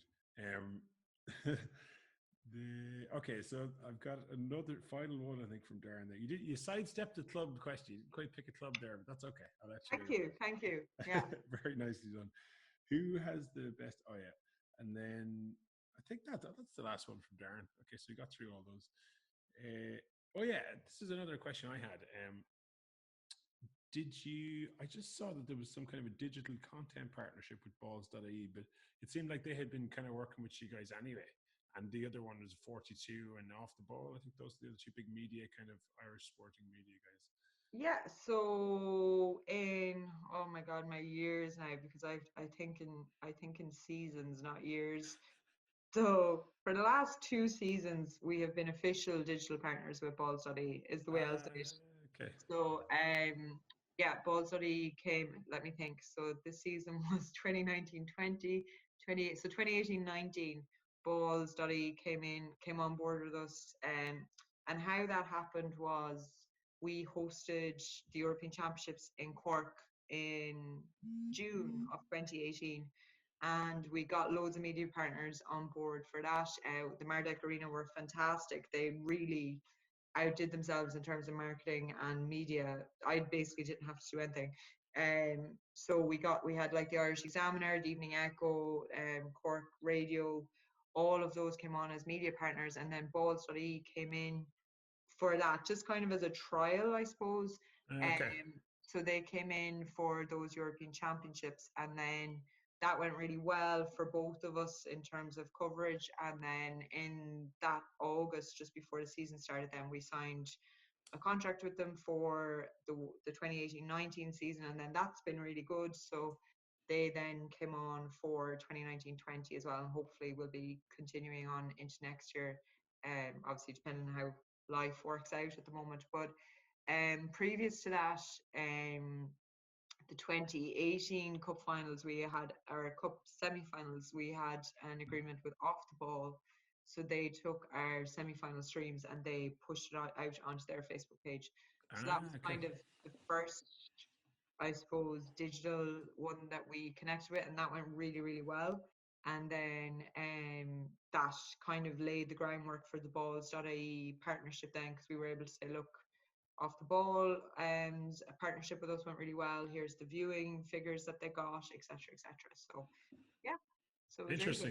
good. Yeah, and that's good because they have cross sport viewership, I suppose. So it kind of you have a cross pollination. I don't know if that's the right word. Yeah. Oh yeah, Yeah, it's yeah. huge, and we were getting an audience that we'd never. It was the same with off the ball as well. Really? We were Okay, tapping into an interesting. audience that we'd never. Because off the ball now, obviously they cover a lot of basketball now, and they've Kieran Donaghy on their shot clock, and he's been on with them to talk about the Last Dance, obviously as well. So that's really good, actually. So there's basketball is quite prominent on off the ball at the moment, but back in 2018, none of that had happened yet. So it was really like all of a sudden basketball kind of exploded for one full weekend onto the off the ball platforms. And that, as I said, that's really helped us with Bosley have been phenomenal these last 2 years. Like the stories they've done, and they did a bit like kind of mini documentaries around the cup. Like they did a really nice piece on Saw Ballincollig this those. year. Yeah, Yeah, I saw a couple of those. They're really good. They seem to be very good in terms of the content. I've just been looking at yeah, their stuff, and they yeah. seem to be pretty on it. And even like talking about the Last Dance, that seemed to have just brought basketball back onto the kind of. Oh yeah, it's been great. Yeah, so Yeah. hopefully now there'll be a big build from this.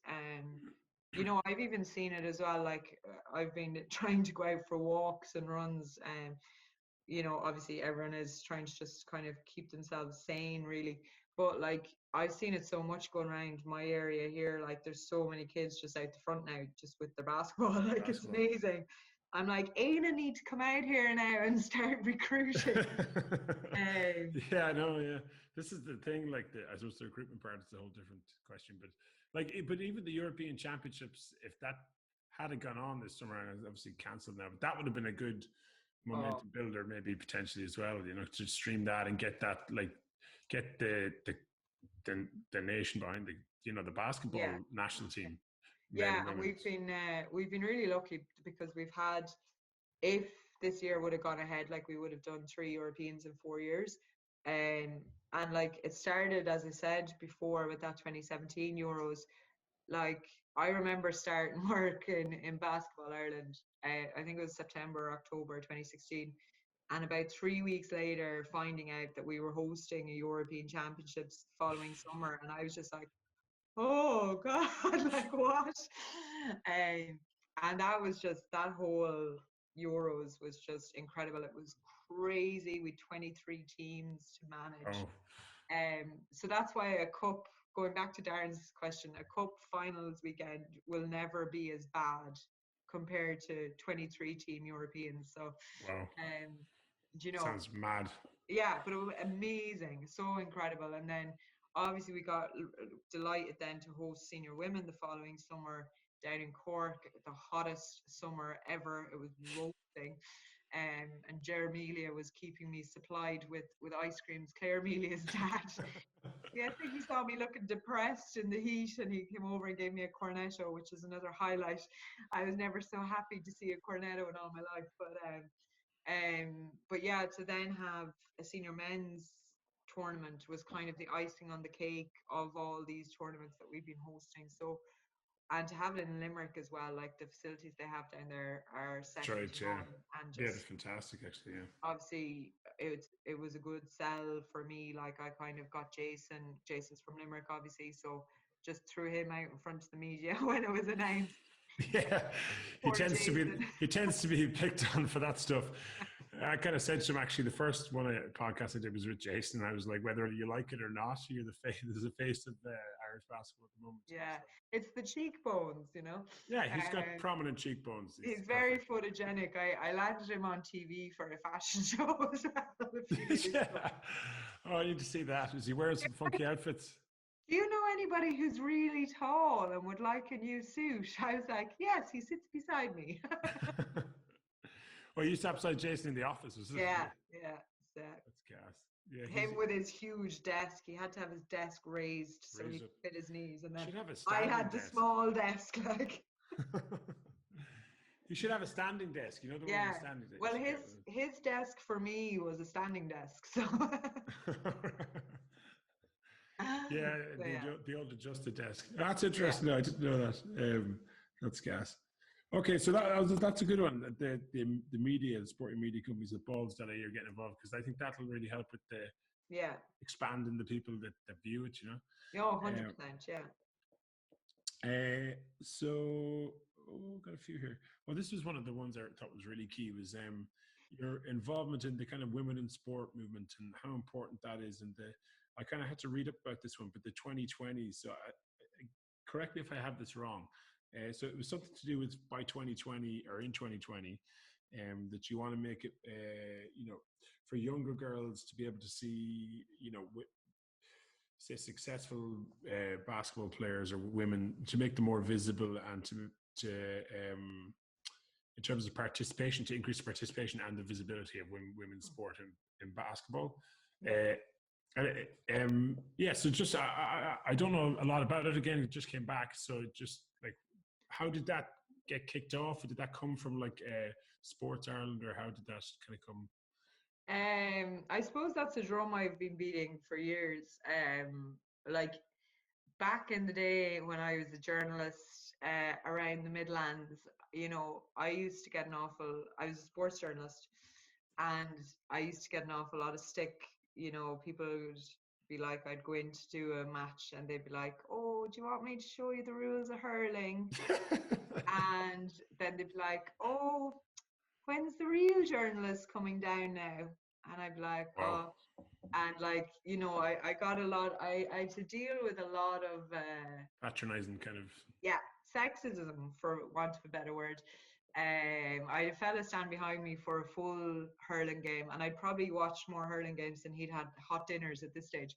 I had a fella stand beside me for a full hurling game and do like a running commentary on the rules and what was happening, which was great actually, because I barely had to watch the game because he was like, but it was stuff like that. So I've always kind of been, and in terms of as a journalist, I really wanted to cover female sport. And West Meath at the time were going through like this incredible run at county football level. And I had just finished county football maybe about a year or two before, and I was raging because they went on and won the All Ireland. But I was really lucky with editors along the way that I got to cover all this. So it's definitely something I've always been like aware of, kind of. Yeah, I'm passionate about as well. So when I came into basketball, it was kind of easy because basketball's participation is like nearly a 50-50 gender split. And the women in particular have been doing really well on the European stage with 3-on-3, like absolutely kicking ass. They're going to Europe Cup qualifiers and Europe Cup all the time. And obviously then the girls that summer winning the silver medal and A division. So, and then you had Glanmire going for 5, you had DCU Mercy beating them, you had Liffey Celtics beating DCU Mercy. You would like, there was so many stories that were very easy to tell. And then I suppose the federation, so as I said, we'd always kind of promoted women. It was a thing for me. I don't see it as women in sport. I just see it as like, it's sport, it's basketball.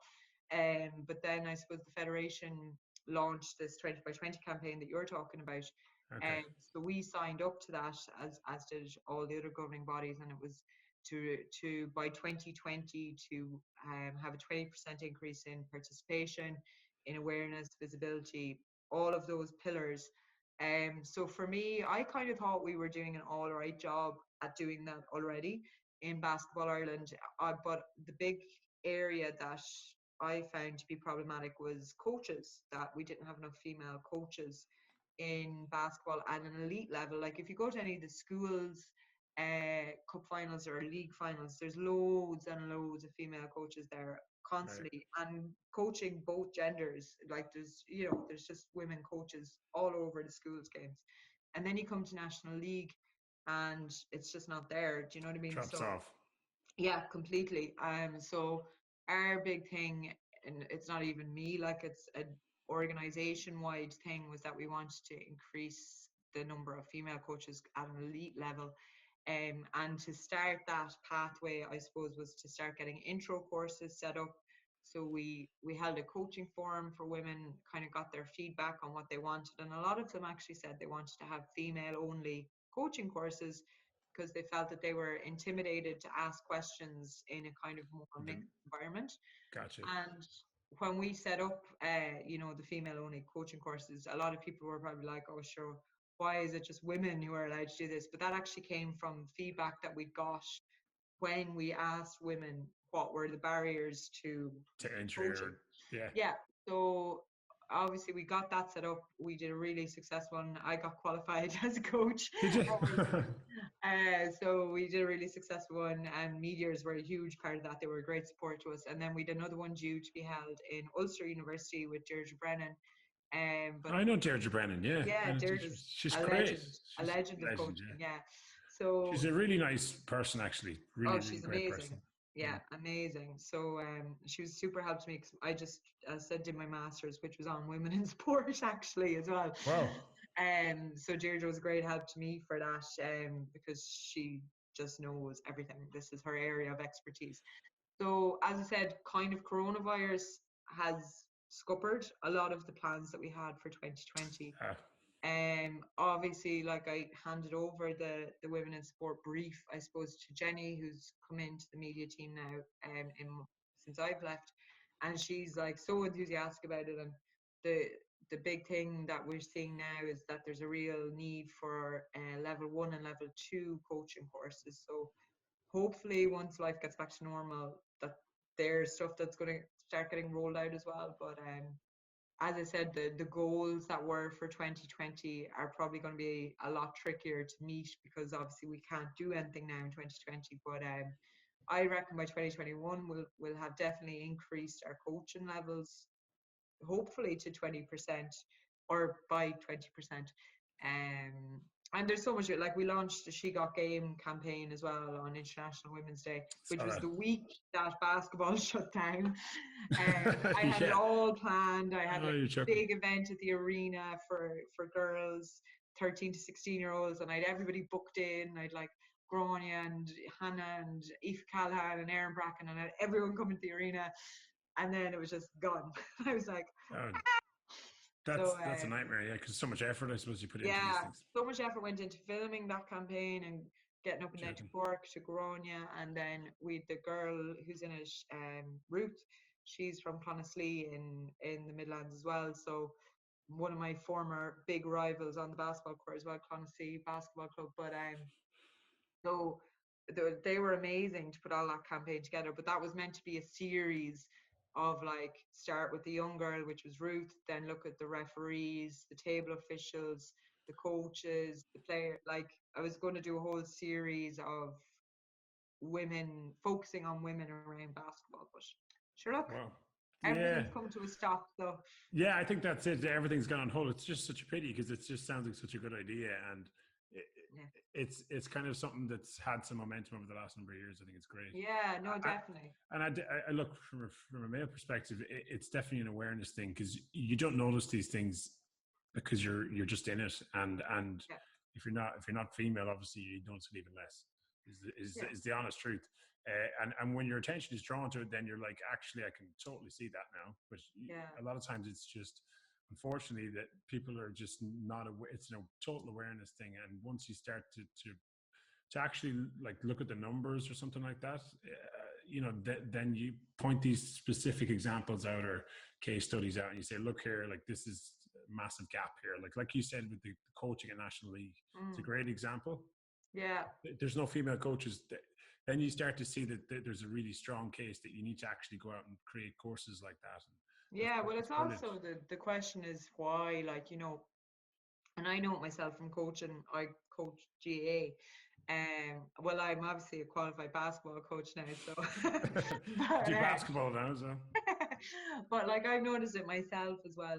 People have approached me in football to come and coach like, I've coached under 16, 18. I've kind of done assistant on senior teams, and then they'll be like, oh, would you come in on this team? And I think I don't know if it was just me or if it's a female thing, but you kind of doubt yourself a good bit. You're like, oh, I don't know if I'd be able for that now. That's a big step up, So I think I did a women in coaching interview series. The last one I've done is going up on Monday with Carmel Kilmartin. But I think that's been really positive as well, because we've had some really strong females in the last few years, and like Joan Black is in Women's Division 1 at the moment, Breda Dick, Gillian Hayes, you know, Erin Bracken was assistant coach in the Men's Super League this year. So there is women who have broken down the boundaries and are breaking down the boundaries as well. I just would love to see more of it and try and figure out what is stopping women who are obviously coaching so strongly at schools level and at underage national level. Why is it the time commitment? Is it the travel? That's kind of what we need to focus on. What's stopping it? To figure out yeah, how come they're not going to the next level? Yeah, is it personal commitments or whatever it happens to be? And yeah, there's still a way to do it, and there's a gap, and figuring that out then is the next part. yeah, definitely. Yeah. So as I said, I've no doubt Jenny, who's taken over in Basketball Ireland, and she's going to be the Women in Sport lead now. She's going to smash it. You know, I've no doubt. Like she's just so cool. I was working with her for 2 weeks nearly there, and she's just awesome. She's so enthusiastic about it all. So I'm really excited to see where she'll bring it all and any of the campaigns. As I said, it's just so hard for her starting into a new job as well, because she might have loads of ideas, but how can you act on them at the moment when everything's shut down, really? Yeah, that's a tough situation to come into, but she sounds like she's going to carry the torch on from what you're doing. So that's good 100%, news. Yeah, That's brilliant. Yeah, that's amazing. That's good to hear that. yeah. Okay, so this is one I really wanted to ask you. There's a few questions left. So how did the Twitter outpour? How did it make you feel last week? It was very emotional. It was really sad. Yeah. I was nearly like a breakup. I was really like, oh, and then second Leicester with their goat picture.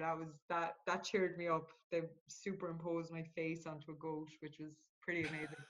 But, what was that about? Just no, just because he could. Yeah. He could, right? Okay. Yeah. But oh no, it was amazing. Like it was really nice especially because I was leaving without seeing anybody, because normally when people leave Basketball Ireland, we're all in the office and there's a cake and everyone's like, oh, and whereas this time it was like on a Zoom. True. It was on a Zoom call being like, bye, you know. It's kind of awkward, like, because you're not really saying goodbye properly, but yeah.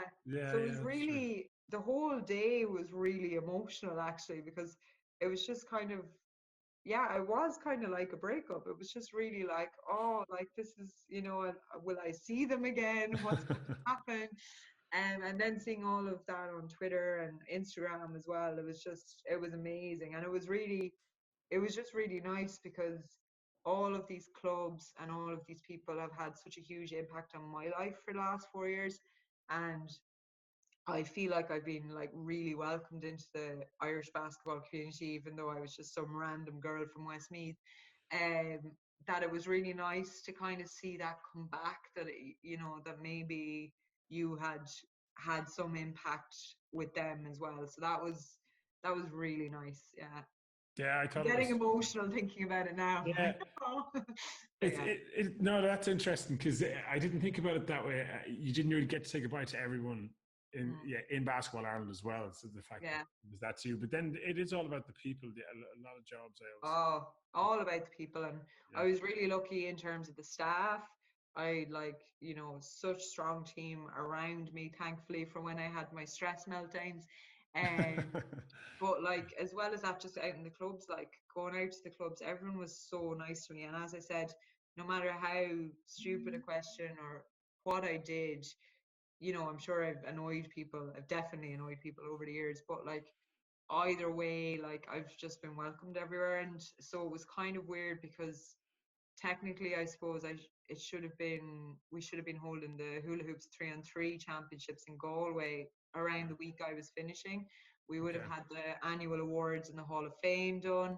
So I would have got to have seen everybody nearly. We would have had obviously our end of season, our league finals, Champions Trophy finals. They would have all been held, they were due to be held in Tralee in March.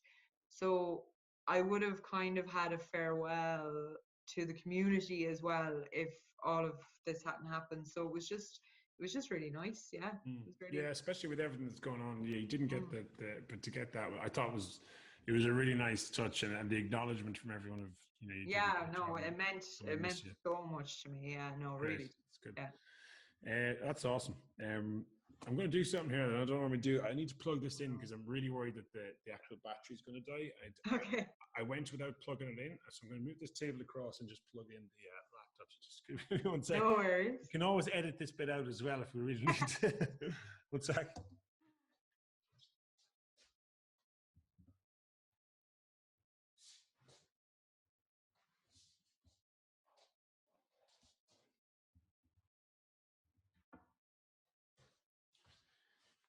Okay, that's plugged in now. Perfect. I'm pretty sure with with Colin, we went off and got a cup of tea in the middle of the podcast. Definitely. Very nice. And I was going to edit it out. I thought, well, we're Irish. We're allowed to Yeah. Has to be done. Has to be done. Cool. This was the last one. So this is, I let you off the hook after this. So this is around, actually this one came from Darren. The very last thing he said to me, he said you should talk about young people going into media and communications. And I'll just give you a little something to kind of, I don't know, contextualize it for me anyway. I always remember talking to American guys or talking to American players about guys who would go to college and get an NCAA scholarship, Americans. And they would say, oh, what did he do in college? Or they just gave him a communications degree or something. This was back in the day. Yeah. And now it's like flipped 180. It's like media and communications for me in my head is basically one of the best things you could do. But this is my opinion, obviously. I think it's flipped the perception of a media degree or communications degree. Is totally different now because that is where it's at. Like if you talk to any company now, media and communications is like a Gary Vaynerchuk, someone like that. He'll say like, you need to double down on your social media, like, you know, your paid social. Like that's where everyone's spending all their time looking at their phone. Yeah. So that's my kind of 2 cents. But I just wanted to think, like, as a young person considering it as a career, what would you say to a young person potentially? Well, the best thing you can do is get experience. So like I've always wanted to be a journalist, always. And how I went about that, well, like I kind of had a bit of the gift of the gab as well. But a lot of it was just putting into the local newspaper and writing, you know, be it the school's match report, it could have been the local club's match report, something. I literally wrote everything. I was playing football for a club at the time. I was playing football for county at the time. I was playing basketball. I was probably playing soccer as well. And I used to write reports about all of them. I just submit them to the local papers. Wow. And every so often they'd publish them, and I literally would cut them out so I'd have something on with my byline, my name on it. And it was getting experience. Like it was doing the radio. I used to, if I was at a game, I'd let Midlands 103 know that I was at the game, and then they'd ring me, and I'd be there on the sideline being like, "Oh yeah, it's halftime here now between Longford and West Meath." No way. And that was literally it. Like I wasn't getting paid for it. It was just getting your name out there so that if there was the big game on in Cusick Park one weekend, that Midlands 103 might ring you and be like, any chance you want to do this? Or that the local newspapers might ring you to cover it. And eventually that's how I actually started out, was once I came out of college. And I actually do media or communications for my degree, surprisingly. I did English and Spanish, which is also great fun when there's Spanish basketball players who don't know that you speak Spanish. Yeah, so I did English and Spanish and then came back and literally, I would kind of say, talked my way into a local newspaper job in Mullingar and stayed there for years and got so much experience. But I would say to anyone is do it, like, and I'd also tell them to do coding as well, because media and communications, everyone thinks it's a real glamorous job, and it's not. It's long hours. You're always on. So you need to know all your social media platforms, your kind of media, communications, marketing. You're jack of all trades. You're a journalist, you're a videographer, you kind of need to have a knowledge of a lot of areas to be really successful. And I think it's great. I love learning stuff. I still am really bad at Photoshop, so that is one skill I do really want to improve on. And Paul Kelleher as well. I need to pick his brain a bit more on video editing stuff, because he does it so fast. I've been away with him at Europeans, and he's like, bloop, bloop, bloop, bloop, bloop. I'm like, how did you do that so quickly? So they're kind of two things that are on my agenda of skills I'm going to. No, Paul doesn't know this yet, so if he's watching, I'm gonna ring you. But and Niall as well. Niall McDermott's really good at that kind of stuff as well. So those are kind of skills I want to upskill myself on. But I would tell anyone to do it, but just be aware that you do need to work a lot when you're younger to help you build up and get your name known. And a lot of it will be just submitting to local news. And I love local news. I still, like, I was home at the weekend.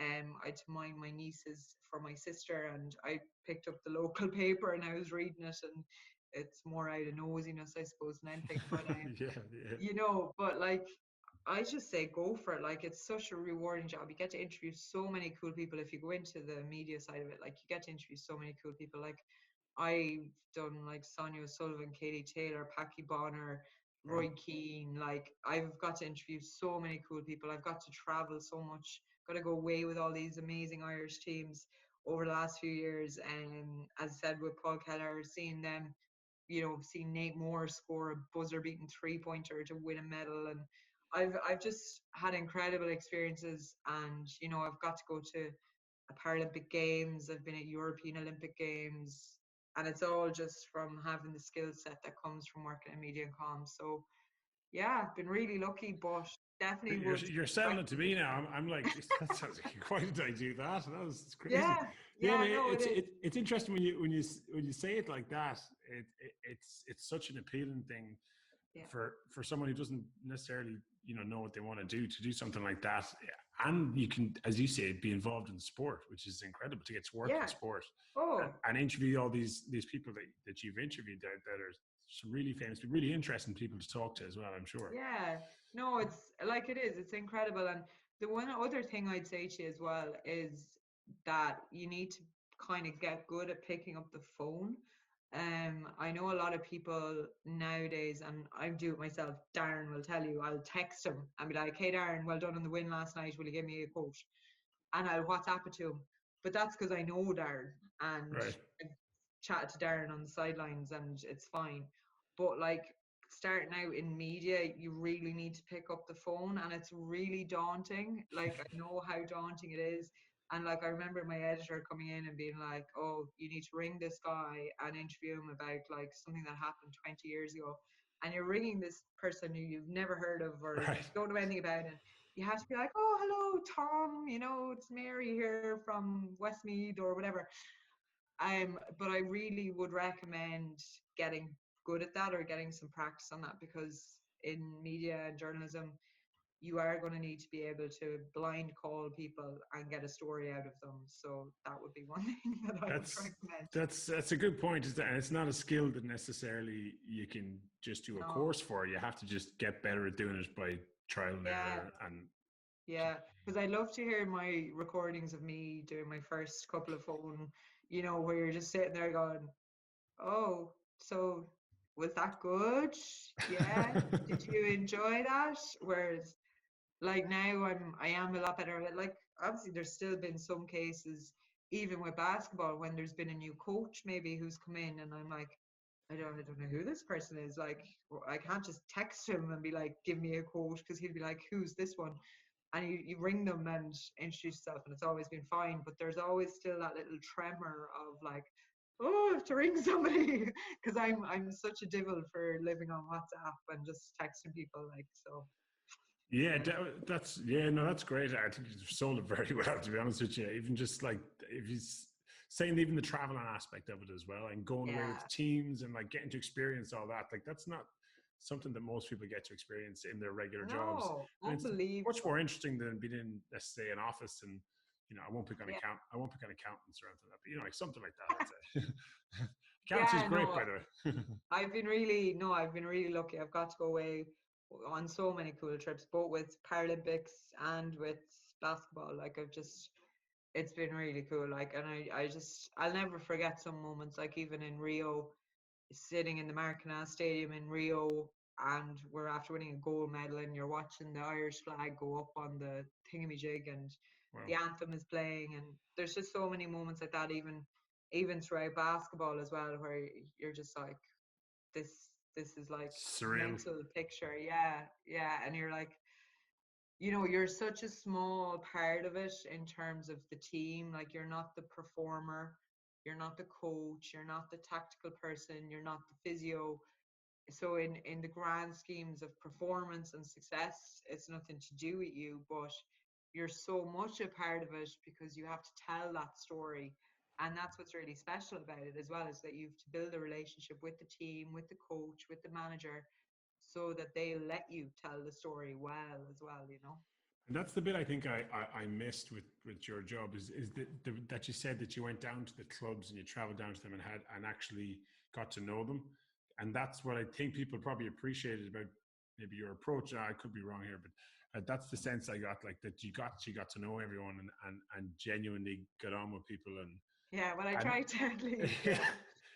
but obviously that's part of it. Like that's part of the job as well, as you need to get to know them and actually genuinely, so you can tell the story better, right? And you actually, and they'll be more open with you then as well. Yeah, because I like to say to my family that I'm an introvert. I like to just stay at home and read books or just watch TV or something. And they're like, you're there's no way you are, like, because you just talk the legs off a donkey, like. But yeah, I just love going out and meeting people. Like I love it. Like was a huge part of journalism for me as well, is getting out and interviewing people and talking to people. So it's not much of a move. A lot of people were like, "Oh, can't believe you've left journalism," and I'm like, it's actually the exact same job. You're just on the other side. So instead of me reporting on basketball, I'm now sending the report to the journalist. It's the same difference. So, so yeah, and you just have to look after a lot more teams than maybe you would as a journalist. But yeah, I think, and at the end of the day, you're getting paid to watch sport. Like, it's no-brainer. I definitely take that. Yeah. Brilliant. Kabir, I just had a thought there. I'm just going to go on and check if there's any other questions on Twitter. We'll do a little. I don't normally take. Yeah, I don't know, because we just tweeted it literally like half an hour ago, so there might not be much, but just in case. Anyway. Yeah, I think I saw one from someone on our club. It might have been David Doran. Oh yeah, Dave. Do you know Dave? I do know Dave. Yeah. Okay, I'll just click on the tweet here. Yeah, so Dave's got a question, and then we'll go with that. He said, "Is she going to keep going to games?" That's a good question. It is a good question. Yeah, it is. I definitely will. Again, this is going to come up with favoritism and stuff, isn't it? That's all right. It's true. Where do you live? I mean, who are you closest to in terms of clubs? Aina. Oh, right. I think Tarrant said that you're at Farnham now, yeah? Yeah, I just moved. Yeah, so I was in Rathmines. I'm kind of in Churchtown, Rathfarnham. I'm in Churchtown, actually. You're probably just around the corner, yeah? Yeah, probably like, hi.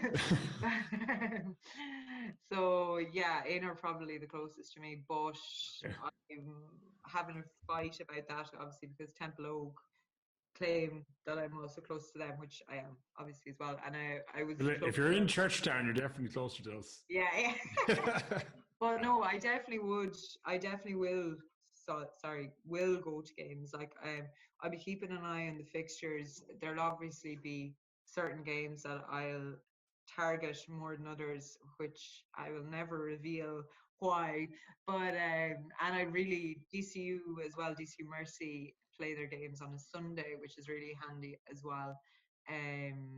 Well, it used to be really handy for me when I was working in BI, because so many games happen on a Saturday evening, and you'd be, torn between, should I go to Cleicester, should I go to Kerry, should I go to Cork, should I go to Belfast?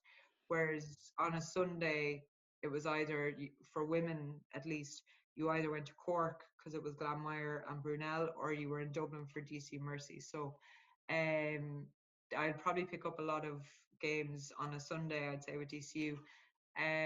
But yeah, I definitely would hope to, and I'd hope to go to the cup finals as well, keep that tradition going. Without the stress, without all of the stress, or without all the stress, yeah. You just enjoy the games. I don't know if I'll need to hide though, because I might get roped into commentary. But, and I'm not a very good commentator actually. You just go on and do the little like 30 seconds before the thing, and then let them do the actual color and the, what do they call it, the color and the But yeah, because I'm not a good commentator at all. Like even Claire Amelia was texting me when I was leaving, and she was like, "Your laugh on commentary will always be remembered." But like, you know, I just tend to, like, I might know a lot, but I'm not very, and I might talk a lot, but I'm just not a very good commentator. So I just end up laughing at myself for most of it. I actually really like, I think I've heard you doing the commentary. It was pretty good. Connor Meany's very, very good. I like Connor. You shouldn't say that on a public forum. His head will explode. No, I like Connor. Connor's Connor's very good. And Matt Hall, who works with us as well, he's kind of a go-to commentator as well. And then Niall obviously thinks he's great, but nobody can understand him. So okay, brilliant. Okay, cool. I think that was the last question. Yeah, so going to keep going. We've gone for an hour and 3/4, which is definitely well longer than everyone else. Just to say thanks again for coming on. I'm sure we might do a second episode, and I'm sure there'll be a bunch more questions will come in now. A bunch of, oh Mary, your favourites, you're after leaving out XYZ. So you said you're going to go to DCU games as well. In fact, Sarah Woods is meant to be coming on here. She's I think very good. Well, she hasn't replied to my last text for some reason, but I'm going to follow her up. If you have any recommendations, that is only because they play on a Sunday before Carol Kilbride gives out to me. It's only because they play on a Sunday, and then as well, Meteors are in the Super League this year as well. Oh, that's right. Yeah. Whenever the league starts, so they're quite close here as well. So yeah, there could be another one. But yeah, there's loads of really good games around Dublin, and as I said, I loved going to Kerry as well. All of the clubs in Kerry, all of them, like Castle Island, Killorglin, Killarney, Tralee. Everybody down there was always amazing to me. So like, I wouldn't mind going back to Kerry and saying hi to everybody as well. Yeah, do a trip down for the weekend and go watch two games or something. Actually, I actually love going to Belfast as well. You can't pick them all now, Mary. You have to pick. and the West. I like going to. Yeah. All right. Well, listen. Thank you a million for coming on. Not at all. Thanks for the chat. If you have any suggestions for people, then actually you've set me on a few. Yes. Especially on the women's side, I really want to get some girls on, some females on. So definitely, thank you for that list, and I'll definitely. No worries. Follow you up. All right. Cheers, Mary. Awesome. Thank you again. Thanks, Cheers. Bye. Bye-bye.